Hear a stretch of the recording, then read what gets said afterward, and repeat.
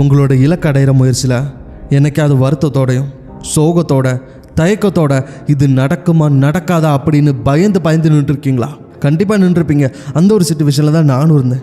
அப்போ தான் இந்த சேக்குவாரோட கோட்ஸை கேட்டேன். அது என்னோட மொத்த சந்தேகத்தையும் மாற்றி போட்டுடுச்சு. அது என்ன அப்படின்னா, விதைத்து கொண்டே இரு, முளைத்தால் மரம், இல்லை என்றால் உரம்.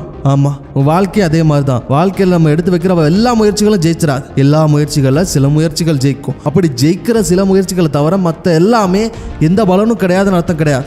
மிச்சம் இருக்கிற முயற்சிகள் ஒரு அனுபவம். அந்த அனுபவம் தான் உரமாட்டு அந்த மரத்தை வளர வைக்கும். ஸோ இங்கே எந்த முயற்சிகளும் வீண் போகிறதில்ல. எல்லா முயற்சிகளும் ஏதோ ஒரு விதத்தில் உங்களுக்கு பலன் கொடுக்கும். ஸோ முயற்சி பண்ணிக்கிட்டே இருங்க. ஏன்னா success is not an accident, it's an consistent effort. ஒரு நாளைக்கு 7 மணி நேரம் படிக்கிறதுனால நமக்கு சக்ஸஸ்ஃபுல்லாக இருக்க முடியாது.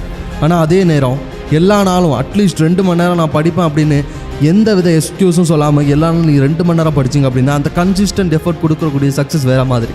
ஸோ இங்கே என்னைக்காவது ஒரு நாள் நான் எஃபோர்ட்டை போடுவேன், எனக்கால ஜெயிக்க முடியுமான்னு கேட்டால் முடியாது. ஆனால் கண்டினியூஸாக நான் எஃபோர்ட்டை போடுறதுக்கு நான் தயாராக இருக்கிறேன், நான் ஜெயிப்பேன் நான் கேட்டால் கண்டிப்பாக முடியும். எனக்கு புரியுது, நீங்கள் ஆசைப்பட்ட விஷயத்தை அடையிறதுக்காக தினமும் கஷ்டப்படுறீங்க. சில பேருக்கு நினச்ச மாதிரி பேரண்ட்ஸ் சப்போர்ட்ஸ் இல்லை, சில பேருக்கு போதுமான அளவுக்கு எக்கனாமிக்கு சப்போர்ட் இல்லை, சில பேருக்கு படிக்கிறதுக்கு போதுமான அளவு புக்ஸ் இல்லை, கோச்சிங் இல்லை, செல்ஃப் லேர்ன் பண்ணிகிட்ருக்கீங்க. இந்த மாதிரி நீங்கள் கஷ்டப்படுறீங்க, எனக்கு புரியுது. I know you are tired, ஆனால் அதுக்காக நீங்கள் ரொம்ப வீக் இல்லை. I know you are sad, ஆனால் அதுக்காக நீங்கள் கிவ் அப் பண்ண போகிறதில்ல. I know you are worried, ஆனால் அதுக்காக நீங்கள் உங்கள் கனவுல இருந்து பின்வாங்க போகிறதில்ல.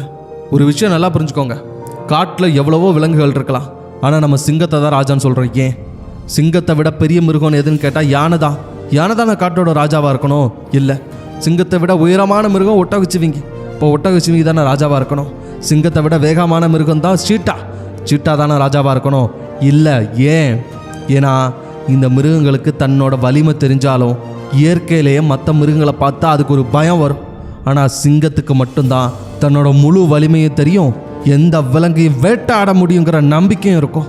ஸோ உங்களுக்கு பொட்டன்ஷியல் இருக்குது, ஆனால் பயம் இருந்துன்னு வச்சுக்கோங்களேன், நீங்களும் மற்ற மிருகங்கள் மாதிரி தான் இருக்க முடியும். ஆனால் என்னைக்கு உங்களுக்கு பயம் இல்லை, உங்களோட கனவுகளை வேட்டையாடணும் முடிவு பண்ணிட்டீங்களோ அன்னைக்கும் நீங்கள் தான் சிங்கம், நீங்கள் தான் காட்டோட ராஜா.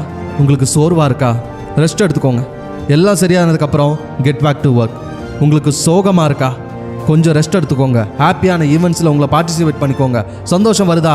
Get back to work. உங்களுக்கு பயமாகவும் கவலையாகவும் இருக்கா? உங்களோட ஃப்ரெண்ட்ஸ்கிட்ட பேசுங்க, ஃபேமிலிகிட்ட பேசுங்க. நல்லா ஹாப்பியாக ஒரு பாயிண்டில் உங்களுக்கு சந்தேகம் போகும், அந்த பாயிண்ட்டுக்கு மேலே கெட் பேக் டு ஒர்க். ஏன்னா இந்த பயம் கவலை இது எல்லாமே ஒரு எமோஷன். எப்படி நமக்கு நைட்டு தூக்கம் வருதோ, காலையில் தூங்கி முழிக்கிறோமோ, அதே மாதிரி தான். டயர்டாக இருந்தால் ரெஸ்ட் எடுத்துக்கோங்க, தூங்கி முழிங்க. ஆனால் நம்ம தூங்கி முழிக்கிறோமா, முழிக்கும் போது ஃப்ரெஷ்ஷாக இருக்கிறோமா, அதுதான் முக்கியம். நீங்கள் டயர்ட்னஸ்லேயே இருக்கிறதும், சோகத்திலேயே இருக்கிறதும், பயத்திலேயே இருக்கிறதும் தூக்கத்திலே இருக்கிறதுக்கு சமம். தூக்கத்திலே இருக்கிறதுனால எதுவும் மாறாது. தூங்கி முழிக்கணும். It's matter of showing up everyday. நிறைய பேரை பார்த்துருக்குறேன், திடீர்னு அவங்களுக்கு டயர்டாக இருந்துச்சுன்னா என்னோட மொத்த எஃபோர்ட்டு போச்சுன்னு பின் வாங்கிடுவாங்க. திடீர்னு ஒரு நாள் அவங்களோட ஸ்கெடியூல் மிஸ் ஆகிடுச்சு அப்படின்னா என்னோட ஸ்கெடியூல் போச்சு, இனிமேல் திரும்ப அந்த ஹேபிட் வராதுன்னு பின் வாங்கிடுவாங்க. ஆனால் நீங்கள் அதில் ஒருத்தவங்களாக இருக்காதீங்க. ஏன்னா இது நார்மல் தான். யாரை எடுத்துக்கிட்டாலும் சரி, நமக்கு கன்சிஸ்டாக ஒரே மாதிரி எல்லா நாள் இருக்க முடியாது. சில நாள் டயர்டாக இருக்கும், சில நேரம் கஷ்டமாக இருக்கும், சில நேரம் சந்தோஷமாக இருக்கும், சில நேரம் ரொம்ப மோட்டிவேட்டடாக இருக்கும். இது ஒரு காமனான ஃபீலிங் தான், எல்லாருக்கும் இப்படி தான் இருக்கும். ஆனால் என்ன மேட்ரு அப்படின்னா, நம்ம என்ன தான் கஷ்டம் இருந்தாலும் திரும்ப நம்ம அதே பொசிஷனுக்கு வரோமா, திரும்ப கெட் பேக் டு ஒர்க் பண்ணுறோமா, அதுதான் முக்கியம். ஸோ விதைத்து கொண்டே இருங்கள், முளைத்தால் மரம், இல்லை என்றால் உரம் அப்படிங்கிற நம்பிக்கையோட ஒரு சிங்கத்தை மாதிரி முழு பொட்டன்ஷியலை உணர்ந்து இந்த உலகம் உன் மேலே வைக்கிற எல்லா ரெஸ்ட்ரிக்ஷன்ஸையும் தாண்டி உன்னால் சாதிக்க முடியும்னு உணர்ற லட்சியங்களை நீ அடைஞ்சு காட்டணும். அதுக்கு நீ தினமும் உழைக்கணும். You have to show up everyday. இங்கே தினம் ஒரு விஷயத்துக்காக முயற்சி பண்ணும்போது உங்களுக்கே தெரியாமல் நீங்கள் அதில் பெட்டர் ஆகிட்டு இருப்பீங்க. என்ன, நம்ம தினமும் உழைக்கணும். கன்சிஸ்டன்சி சக்கி. ஸோ முயற்சி பண்ணி போராடுங்க. முடியாத விஷயம் எதுவுமே கிடையாது. வெற்றி உங்களுக்கு தான். உங்கள் வாழ்க்கை எந்த நிமிஷம் வேணாலும் மாறலாம். அந்த நிமிஷம் இந்த நிமிஷமாக கூட இருக்கலாம். உங்கள் வெற்றின் பாதையில் நானும் ரங்கமாக இருக்க. மோட்டிவேஷன் சப்ஸ்கிரைப் பண்ணுங்கள். நன்றி, வணக்கம்.